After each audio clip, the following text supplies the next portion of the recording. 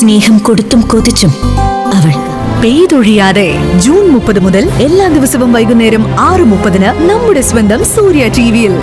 ഇരിക്കട്ടെ, മകൻ കാണിക്കുന്ന തോന്നിവാസങ്ങളും മുഴുവനും നിങ്ങൾ അനുവദിച്ചു കൊടുക്കുക. കാരണം പത്മയോട് നിങ്ങൾക്ക് പറയാനുള്ളതെല്ലാം ഇവനെ കൊണ്ട് പറയിപ്പിക്കാമല്ലോ. എന്താ ഈ പറയുന്നത്? കുറച്ചു നേരത്തെ പറഞ്ഞു നന്ദിനി അവൾക്ക് പറയാനുള്ളത് മുഴുവൻ സൂര്യയെ കൊണ്ട് പറയിപ്പിക്കുകയാണെന്ന്. ഇപ്പൊ പറയുന്നു എനിക്ക് പറയാനുള്ളത് മുഴുവൻ ഞാൻ സൂര്യയെ കൊണ്ട് പറയിപ്പിക്കുകയാണെന്ന്. അതെന്താ, അവന് സ്വന്തമായിട്ട് അഭിപ്രായമൊന്നുമില്ലേ? അച്ഛാ, ഈ കാര്യത്തിൽ ഇനി സംസാരത്തിന്റെയോ സംശയത്തിന്റെയോ ആവശ്യമില്ല. ഇവരുടെ പേര് കനക, ഈ വീട്ടിലെ പുതിയ ജോലിക്കാരി. ഞാൻ അപ്പോയിന്റ് ചെയ്ത് കഴിഞ്ഞു. ഹലോ, വേണമെന്നൊന്നും പറയാതെ പോന്നേ.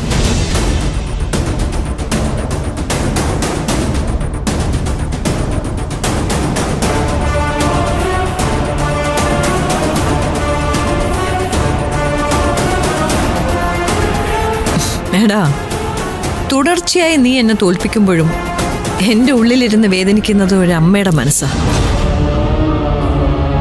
നിന്നെ പ്രസവിച്ച അമ്മ, ആ ഓർമ്മ എനിക്ക് വരുമ്പോഴാ പലപ്പോഴും നിന്റെ മുമ്പിൽ തല താഴ്ത്തുന്നതും തോറ്റു തരുന്നതും.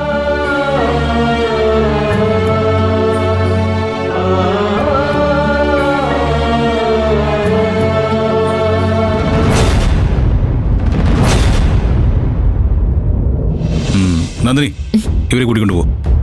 ചെല്ല്. വരൂ.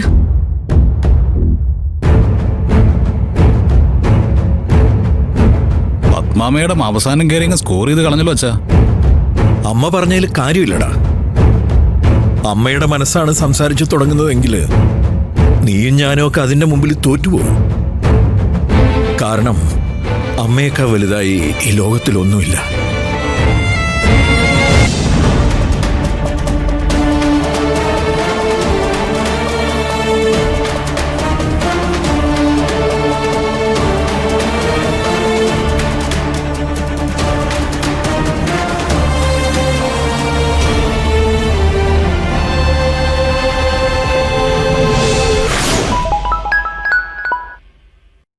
ഹലോ,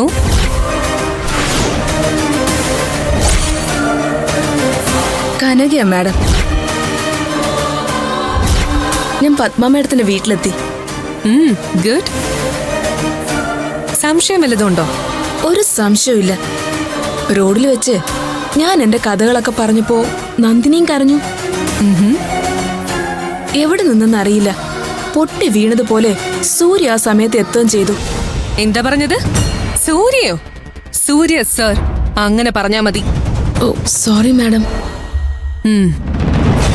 ആ എന്നിട്ട് സൂര്യ സാറും നന്ദിനിയും കൂടി എന്നെ ഇങ്ങോട്ട് കൊണ്ടുവന്നു.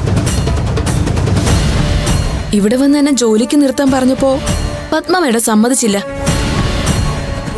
പിന്നെ സൂര്യ സാറും പത്മ മേഡവും കൂടി ബഹളമായി.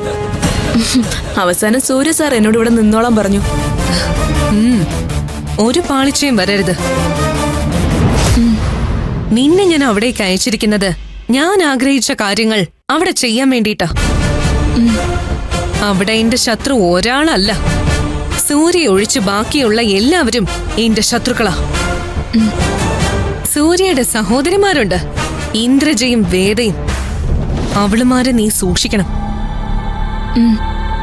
എത്രയും പെട്ടെന്ന് അവളുമാരെ നീ കയ്യിലെടുക്കണം. ഇത്രയും ചെറിയ സമയം കൊണ്ട് ഈ വീടിന്റെ അടുക്കളയിൽ കനകയ്ക്ക് എത്താൻ പറ്റുമെങ്കിൽ മാഡം പറയുന്ന ഏത് കാര്യവും ഈ കനക ചെയ്തിരിക്കും. എനിക്ക് സൂര്യയെ വേണം. സൂര്യയെ ഇന്ന് സ്നേഹിക്കുന്നവരും പരിഗണിക്കുന്നവരും എല്ലാം, അവന്റെ അച്ഛനടക്കം സൂര്യയിൽ നിന്ന് പിരിഞ്ഞു പോണം. എന്നിട്ട് തനിയെ നടക്കാൻ സൂര്യ തീരുമാനിക്കണം. ആ സൂര്യയാണ് എനിക്ക് വേണ്ടത്. മാഡം വീട്ടിൽ നിന്ന് കുറച്ചു മുമ്പ് വിളിച്ചിരുന്നേ. അവിടുത്തെ കാര്യങ്ങള് കുറച്ച് പ്രശ്നത്തിലാ. മനസ്സിലായി. അവസരം മുതലെടുക്കാൻ നിന്നെക്കാൾ മിടുക്കി വേറെ ഇല്ലല്ലോ. നീ തന്ന നമ്പറിൽ ഞാൻ പണം അയച്ചേക്കാം. ഓ സന്തോഷം മാഡം. ഇതുകൊണ്ടാ മാഡത്തിന് വേണ്ടി ജീവൻ കളയാൻ പോലും ഞാൻ നടക്കുന്നത്. എങ്കി പിന്നെ സംസാരിച്ച് അധിക നേരം മാറി നിൽക്കണ്ട, അകത്തേക്ക് ചെല്ല്. ആ വീട്ടിൽ നന്ദിനിയുടെ സ്ഥാനം എന്താ? നന്ദിനിയും സൂര്യയും തമ്മിലുള്ള റിലേഷൻ എന്താണ്? അതൊക്കെ കൃത്യമായിട്ട് എന്നെ അറിയിച്ചുകൊണ്ടിരിക്കണം. ബാക്കി ഞാൻ പറഞ്ഞോളാം. ശരി മാഡം. അപ്പോ ഓക്കെ, ഞാൻ ഡ്യൂട്ടിക്ക് കയറട്ടെ. Best of luck. Thank you madam.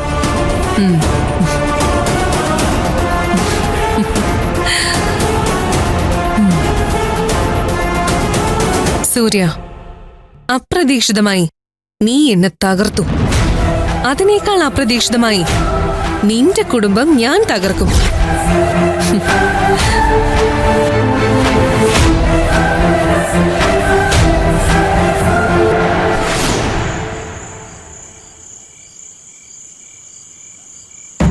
എടാ, നിങ്ങൾക്കൊക്കെ എന്താ പറ്റിയത്? നിങ്ങൾക്കൊക്കെ എന്നോട് എന്താ അത്ര ദേഷ്യം? എന്തിനാ എന്നോട് ഇങ്ങനെ പിണങ്ങുന്നേ? പറയടാ, പറയേ. നിങ്ങളോട് എന്തെങ്കിലും ഞാൻ സിൻസിയറിറ്റി ഇല്ലാതെ പെരുമാറിയിട്ടുണ്ടോ? നിങ്ങളതേ എന്റെ ഈ ഹൃദയത്തിലല്ലേ ഞാൻ കൊണ്ടുനടന്നേ. എന്നിട്ട് എന്തിനാടാ എന്നോട് ഇങ്ങനെ ചെയ്യുന്നേ? സാർ, ആ,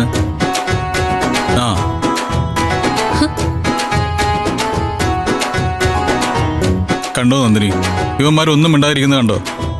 ഞാൻ കരുതി സാറേ ഇത് കുഞ്ഞുങ്ങളോട് സംസാരിക്കുകയാണെന്ന്. ആ, എന്റെ കുഞ്ഞുങ്ങളല്ലേ. ഇത്രയും കാലം ഞാൻ തോളിലും തലയിലും ഒക്കെ കൊണ്ടു നടന്നല്ലേ. എന്നിട്ടിപ്പോ ഇവന്മാരെന്നോട് പിണങ്ങിയിരിക്കും നന്ദിനി. ശ്ശോ, കുടിക്കാൻ തോന്നുന്നില്ലെങ്കിൽ കുടിക്കണ്ട സാർ, അത്രയും ശരീരത്തിന് നല്ലതല്ലേ. No no no no no, മദ്യപിക്കാത്ത സൂര്യ എന്തിനു കൊള്ളാം? ദേ പച്ചക്കിരിക്കുന്ന എന്നെ എനിക്ക് തന്നെ വെറുപ്പാ. നന്ദിനി, ഇപ്പൊ എന്റെ ശരീരത്തിൽ ലഹരി ഉണ്ടായിരുന്നെങ്കിൽ ഞാൻ എന്തൊക്കെ ചെയ്യുമായിരുന്നു? ഇതിപ്പോ ഒരുമാതിരി നനഞ്ഞ കോഴിയെ പോലെ. നന്ദിനി, താനൊന്ന് ചോദിക്കേ, എന്താ ഉമാരുടെ പ്രശ്നമെന്ന്? സാർ, ആരെങ്കിലും കേട്ടാ ഭ്രാന്താന്ന് പറയും. പറഞ്ഞോട്ടെ നന്ദിനി, എനിക്ക് മദ്യപിച്ചില്ലെങ്കിൽ ഭ്രാന്ത് പിടിക്കും. എനിക്ക് എന്താ നന്ദിനി പറ്റിയേ? എനിക്ക് അറിഞ്ഞൂടാ സാർ. എന്തോ വലിയ വലിയ കുഴപ്പം എന്റെ ശരീരത്തിലുണ്ട് നന്ദിനി. മനോജ് ഇതുവരെ ഒരു മോശം മദ്യം എനിക്ക് തന്നിട്ടില്ല. എന്നിട്ടും എനിക്കിത് കഴിക്കുന്നു. ഇന്ന് ഞാൻ പുതിയ മദ്യം വാങ്ങിച്ചു. എന്റെ കൂടെ വിവേകം ഉണ്ടായിരുന്നു. അവൻ ഓരോ ഗ്ലാസ് കഴിക്കുമ്പോഴും അവന്റെ ലഹരി കേറി വന്നു. പക്ഷെ എനിക്കിത് വായിൽ വെക്കാൻ പോലും പറ്റുന്നില്ല. ശരീരത്തിന് മതിയായിട്ടുണ്ടാവും സാർ. ഏയ്, അത് പറയരുത്. എന്റെ ശരീരം എന്റെ മനസ്സിന്റെ ആജ്ഞകൾ അനുസരിച്ചല്ലേ നടക്കുന്നത്. എന്റെ മനസ്സ് പറയുന്നു എനിക്കിപ്പോ മദ്യം വേണമെന്ന്. പക്ഷേ അതെന്റെ ശരീരത്തിന് വേണ്ട. ദാറ്റ് മീൻസ് മനസ്സും ശരീരം തമ്മിൽ വല്ലാത്തൊരകലം. താനൊരു കാര്യം ചെയ്യ്, ആ രാജുവിനെ ഒന്നും കൂടെ വിളിച്ചോണ്ടോ.